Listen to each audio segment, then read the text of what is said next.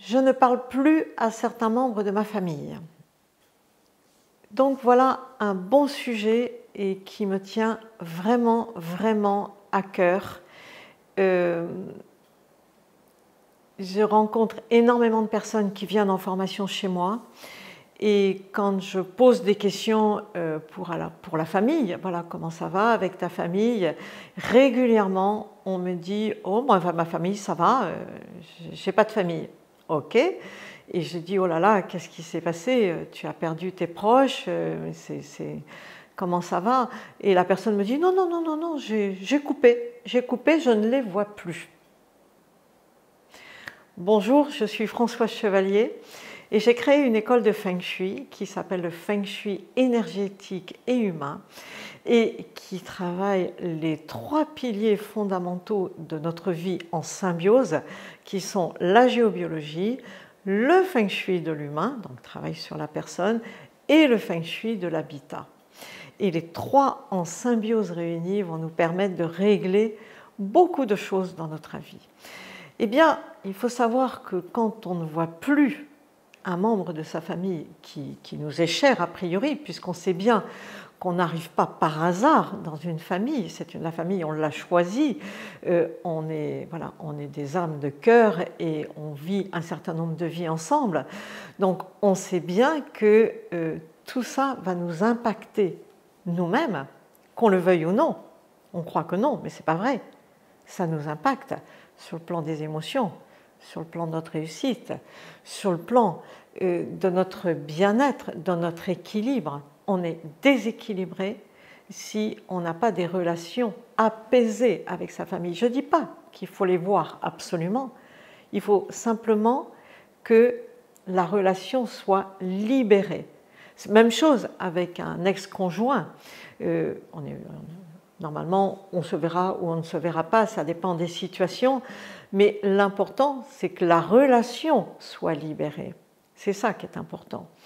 Et en fait, ce que font les personnes en général, qui souvent ont fait beaucoup de travail sur elles, qui ont fait beaucoup de choses, mais en fait, elles coupent la relation en disant « relation toxique, je coupe ». Beaucoup de personnes disent « oh ben t'as qu'à couper ».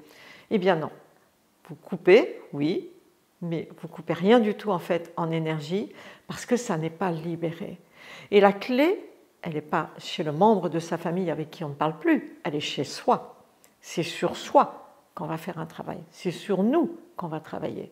Et la bonne solution moi je préconise et que je vous conseille, je conseille à toutes les personnes qui viennent travailler avec nous, ça va être de vider son sac. Ça va être pas au nez, pas à la figure de l'autre, hein. On ne fait pas ça. On va le vider par écrit. On va faire ce qu'on appelle nous communément une lettre exutoire, une lettre de colère pour se libérer. Mais que ce soit papa, maman, les frères, les sœurs, les patrons, les ex, les amis qui nous ont fait du mal, toutes les personnes qui nous ont fait du mal, on va prendre l'habitude de se libérer d'abord, vider son sac, comme fait un ado. Vous avez vu vos ados, comment ils font? Hein, à 15-16 ans, là, quand ils prennent leur marque, ouais, de toute façon, vous êtes que des vieux cons, je vous déteste. Moi, j'ai des mamans qui m'appellent affolées en me disant mon fils ne veut plus me voir, il m'a dit ça, ça, ça. Je dis t'inquiète pas, l'amour est toujours là. Il a juste besoin de prendre sa place, il tue père et mère. Et puis vous demandez à l'ado le lendemain qu'est-ce qu'il a dit, il ne se rappelle pas, il se rappelle pas. Simplement, voilà, il vide son sac à la figure de ses parents.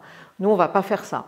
On va le vider proprement sur papier, on va détruire le papier après, sachant qu'on fera de mal à personne.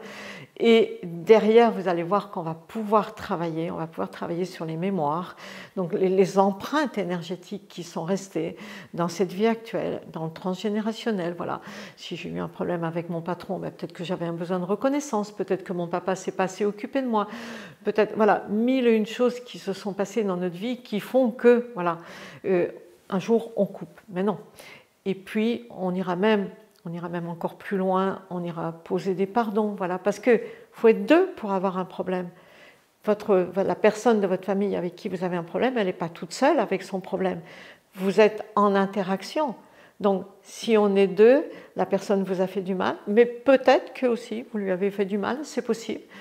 On peut toujours poser un pardon, c'est toujours très très bien de le faire. Et puis un pardon à soi-même, vider son sac envers soi-même. Et là vous verrez qu'en fait, il y a des révolutions qui se font. On voit des personnes qui reviennent dans notre vie. Hier, j'ai une dame qui me disait que son fils était revenu dans sa vie alors qu'elle ne l'avait pas eu depuis très longtemps. Je dis, mais c'est un événement extraordinaire.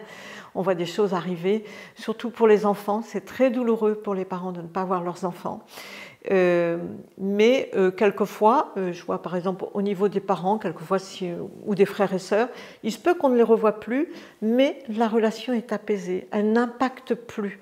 Elle ne nous dérange plus, elle ne nous pose plus de problèmes et on peut donc créer des relations saines dans notre vie, autour de nous, avec nos conjoints, avec nos enfants, parce que sinon, vous savez bien, le schéma répétitif, on risque de reproduire en plus.